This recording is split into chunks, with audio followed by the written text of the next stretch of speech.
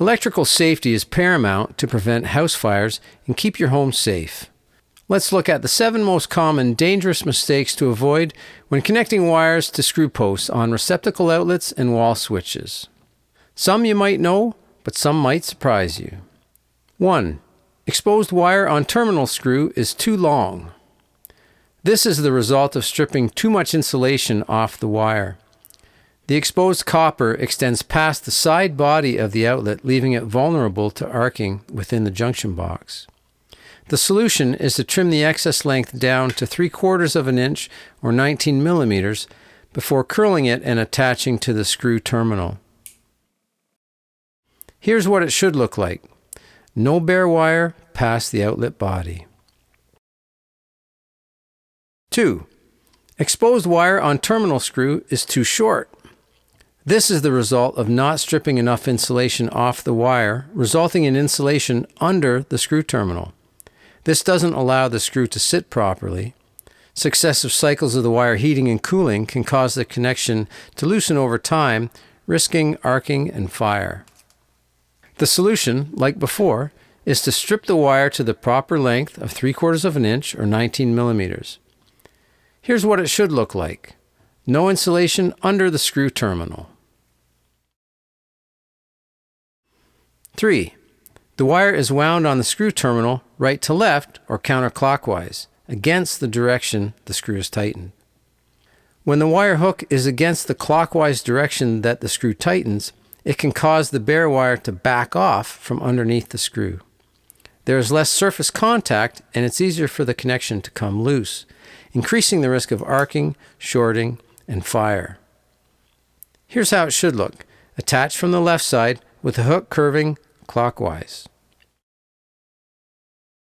4. At first glance, this looks ideal.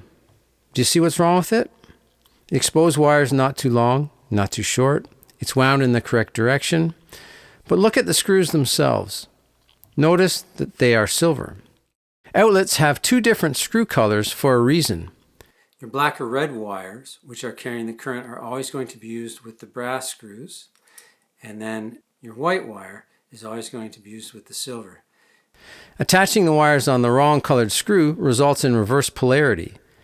This becomes a shock hazard in certain appliances, even when the appliance is turned off. Here's how it should look. Black to brass, white to silver, green bonded to ground screw. 5. Attaching multiple wires to a single screw terminal. These can loosen over time. The wires expand and contract from heating and cooling during use, and the connection can loosen over time, risking shorts, arcing, and fire. As per code, you can only attach 1 wire per screw terminal. In a situation where there is more than 1 wire, use a pigtail. There are a few simple and safe methods to make a pigtail, so check out my video on making pigtails to learn how. Click the link in the description. Here's how it should be done. Multiple wires attached to a pigtail with a wire nut or a Wago style connector. On the other end, a single pigtail wire to the screw terminal. 6. Mismatched amperage of wire and outlet.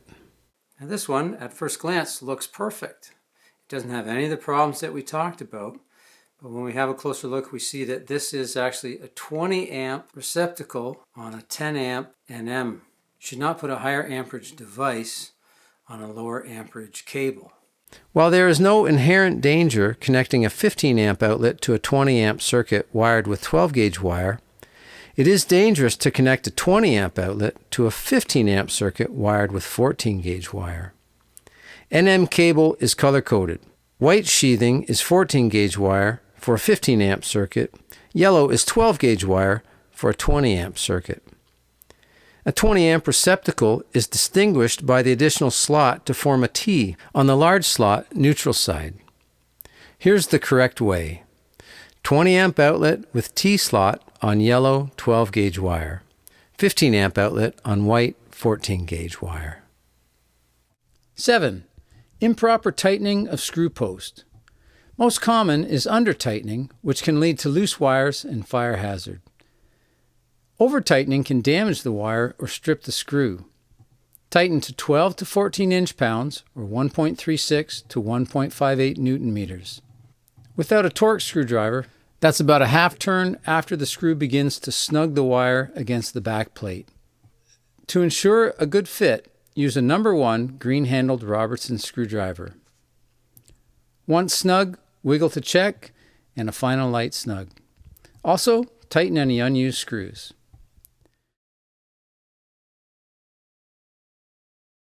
And let's take a moment to talk about what we find on the back here. Two things. One, we've got a strip gauge.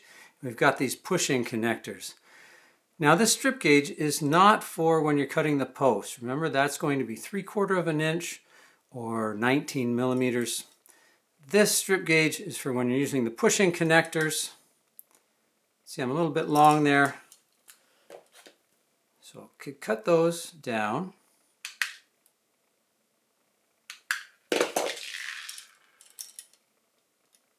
That's pretty good. Now, if you were to use these, your black would go to the brass side, and then white would go to the silver side. But the problem with using those is that they're not very hardy. These wires will heat up and cool down as the receptacle is being used, and that can cause some fatigue in this connection. And it's not a very hardy part. So they will sometimes fail, just like that. That easy. So I wouldn't recommend using those. Once they get loose, it causes an arc, and that's a fire hazard. If you found this video helpful, please like, subscribe, comment, and ring that bell. Thanks for watching.